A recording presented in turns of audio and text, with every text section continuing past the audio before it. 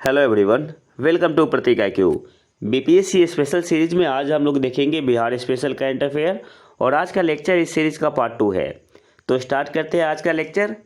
सबसे पहले देखते हैं यदुनंदन प्रसाद सिंह, प्रख्यात स्वतंत्रता सेनानी यदुनंदन प्रसाद सिंह का अप्रैल 2021 में निधन हो गया। उन्होंने 1942 के भारत छोड़ो आंदोलन में महत्वपूर्ण भूमिका निभाई थी। यहाँ से क्वेश्चन कैसे बनेगा, आपसे पूछ सकता है कि यदुनंदन प्रसाद सिंह क्या थे। तो क्या थे? प्रख्यात स्वतंत्रता सेनानी, और इन्होंने 1942 के भारत छोड़ो आंदोलन में महत्वपूर्ण भूमिका निभाई थी। नेक्स्ट आते हैं सुकांत नागार्जुन। अप्रैल 2021 में वरिष्ठ पत्रकार सुकांत नागार्जुन की कोरोना संक्रमण से मृत्यु हो गई। वे ख्याति प्राप्त पत्रकार थे और उन्होंने कई समाचार पत्रों का संपादन किया और वे महान कवि बाबा नागार्जुन के पुत्र थे। आपसे पूछेगा कि सुकांत नागार्जुन क्या थे, तो वरिष्ठ पत्रकार थे और किनके लड़के थे, तो महान कवि बाबा नागार्जुन के पुत्र थे। नेक्स्ट आते हैं डॉक्टर मानस बिहारी वर्मा। डॉक्टर मानस बिहारी वर्मा प्रसिद्ध रक्षा वैज्ञानिक पद्मश्री डॉक्टर मानस बिहारी वर्मा का कोरोना संक्रमण से निधन हो गया। वे महान वैज्ञानिक और पूर्व राष्ट्रपति डॉक्टर APJ अब्दुल कलाम जी के सानिध्य में काम करने वाले लाइट कॉम्बैट एयरक्राफ्ट जिसका नाम है तेजस, तो तेजस के निर्माण में प्रोजेक्ट डायरेक्टर भी थे। अब यहाँ से क्वेश्चन कैसे बनेगा, डॉक्टर मानस बिहारी वर्मा क्या थे, तो प्रसिद्ध रक्षा वैज्ञानिक थे और उन्हें पद्मश्री भी मिला हुआ था। और क्या थे? लाइट कॉम्बैट एयरक्राफ्ट तेजस के निर्माण में प्रोजेक्ट डायरेक्टर भी थे।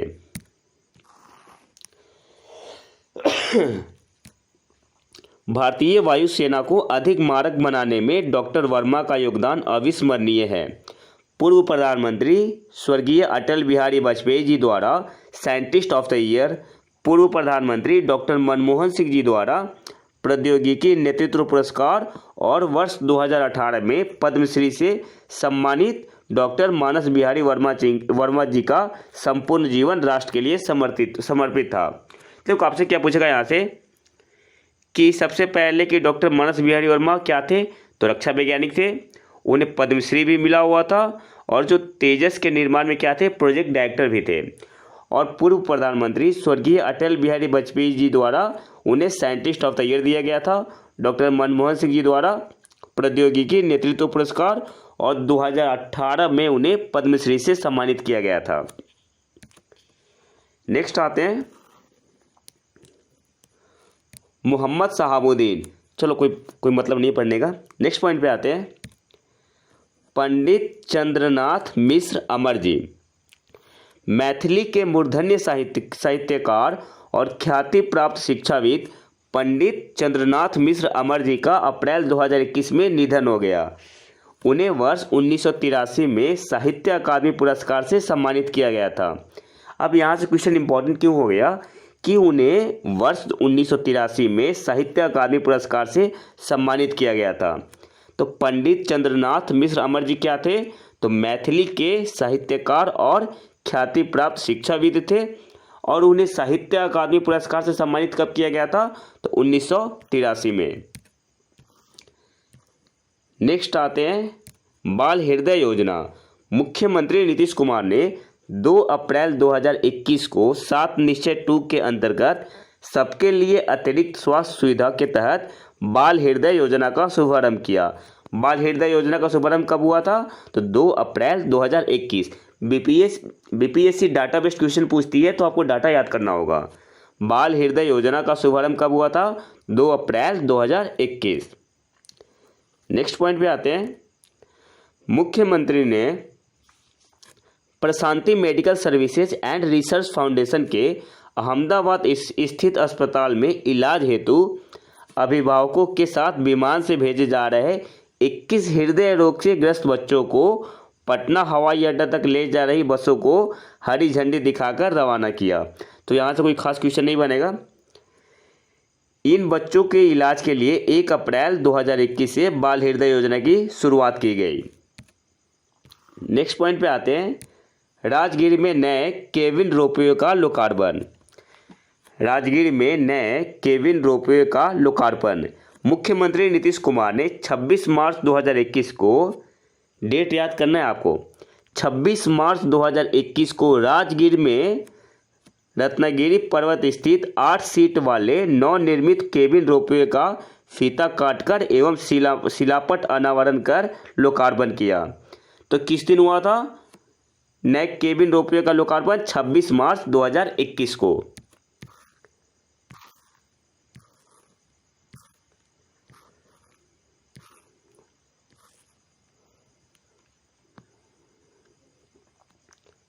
नवनिर्मित रोपवे में कुल 20 केबिन लगाए गए हैं जिससे 1 घंटे में 800 लोग सफ़र कर सकेंगे।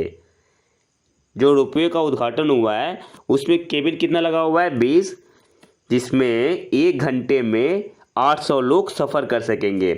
केबिन रोपवे के माध्यम से विश्व शांति स्तूप जाने में लगने वाले समय में कमी आएगी। इसका क्या फ़ायदा है? तो केबिन रोपवे के माध्यम से विश्व शांति स्तूप जाने में लगने वाले समय में क्या होगी? कमी आएगी। नेक्स्ट पॉइंट पे आते हैं। राजगीर में नेचर सफारी का लोकार्पण 26 मार्च 2021।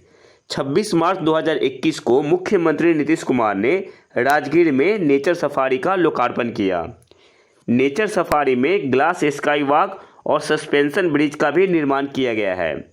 देश का पहला ग्लास स्काई वॉक राजगीर में बना है। 2 पॉइंट आपको याद रखना है यहाँ से। एक तो 26 मार्च 2021 को मुख्यमंत्री नीतीश कुमार ने राजगीर में नेचर सफारी का लोकार्पण किया। नेचर सफारी का लोकार्पण कब हुआ था राजगीर में? तो 26 मार्च 2021 को। और देश का पहला ग्लास स्काई वॉक कहाँ बना है? तो बिहार के राजगीर में। नेक्स्ट आते हैं। नेचर सफारी का अवलोकन करने के क्रम में मुख्यमंत्री ने rope cycling, zip line, rock climbing, rifle shooting range एवं आर्चरी शूटिंग रेंज का भी शुभारंभ किया। नेचर सफारी का अवलोकन करने के क्रम में मुख्यमंत्री ने rope cycling, zip line, rock climbing, rifle shooting range एवं आर्चरी शूटिंग रेंज का भी शुभारंभ किया। नेक्स्ट पॉइंट पे आते हैं। हुसैन उल हक साहब, गया निवासी उर्दू साहित्यकार जनाब हुसैन उल हक साहब को उर्दू उपन्यास अमावस में ख्वाब के लिए साहित्य अकादमी पुरस्कार 2020 प्रदान किया गया है। साहित्य अकादमी 2020 पुरस्कार उर्दू उपन्यास अमावस में ख्वाब के लिए किसे प्रदान किया गया है? तो हुसैन उल हक साहब को। नेक्स्ट आते हैं। अनामिका,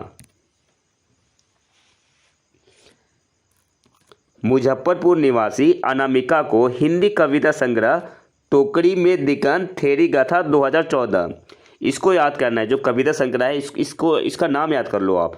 टोकरी में दिगंत थेरी गाथा 2014 के लिए साहित्य अकादमी पुरस्कार 2020 दिया गया है। अब यहाँ से क्वेश्चन कैसे बनेगा कि मुजफ्फरपुर के या किसी हिंदी कविता संग्रह टोकरी में दिगंत थेरी गाथा 2014 के लिए साहित्य अकादमी पुरस्कार 2020 दिया गया है? तो मुजफ्फरपुर निवासी अनामिका को। नेक्स्ट आते हैं कमलकांत झा। मैथिली साहित्य के लिए दरभंगा के कमलकांत झा को उनकी रचना गाछ रूसल अझी के लिए साहित्य अकादमी पुरस्कार 2020 दिया गया है। आपसे क्वेश्चन पूछ सकता है कि किन्हें उनकी रचना गाछ रूसल अझी के लिए साहित्य अकादमी पुरस्कार 2020 दिया गया है? तो आपका आंसर क्या होगा? कमलकांत झा को, मैथिली साहित्य के लिए। नेक्स्ट पॉइंट पे आते हैं। इलेक्ट्रिक बसों का परिचालन प्रारंभ 2 मार्च 2021 को मुख्यमंत्री नीतीश कुमार ने एक कार्यक्रम में इलेक्ट्रिक बसों एवं अन्य बसों के परिचालन का शुभारंभ हरी झंडी दिखाकर किया। राज्य में इलेक्ट्रिक बसों का परिचालन एक नई पहल है जिसमें ईंधन की बचत के साथ साथ प्रदूषण रहित परिवेशीय वातावरण में नागरिकों को परिवहन सुविधा उपलब्ध हो सकेगी। इन अत्याधुनिक बसों का परिचालन राजगीर, मुजफ्फरपुर एवं पटना नगर बस सेवा हेतु विभिन्न मार्गों पर किया जाएगा। जो इलेक्ट्रिक बसों का परिचालन हुआ है तो इन अत्याधुनिक बसों का परिचालन राजगीर, मुजफ्फरपुर एवं पटना नगर बस सेवा हेतु विभिन्न मार्गों पर किया जाएगा। मुख्यमंत्री ने रिमोट के माध्यम से परिवहन विभाग की विभिन्न योजनाओं का उद्घाटन एवं शिलान्यास भी किया। नेक्स्ट पॉइंट पे आते हैं। 4 जिलों जहानाबाद, बक्सर, गया एवं मधेपुरा में आधुनिक जिला परिवहन कार्यालय सह सुविधा केंद्रों का शुभारंभ किया गया, जिसकी प्राकलित राशि कितनी है? 10.37 करोड़।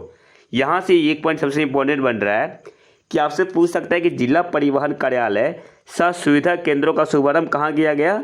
तो 4 जिलों में, जहानाबाद में, बक्सर में, गया में और मधेपुरा में। नेक्स्ट पॉइंट पे आते हैं।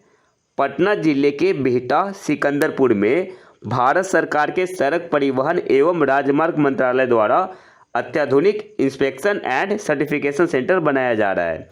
आपसे पूछ सकता है यहाँ पे कि बिहार में कहाँ सड़क परिवहन एवं राजमार्ग मंत्रालय द्वारा अत्याधुनिक इंस्पेक्शन एंड सर्टिफिकेशन सेंटर बनाया जा रहा है? तो आपका आंसर क्या होगा? पटना जिले के बिहटा सिकंदरपुर में। और आपको बताना है कि सड़क परिवहन एवं राजमार्ग मंत्री कौन है। अब कुछ इंपॉर्टेंट करंट अफेयर देख लेते हैं।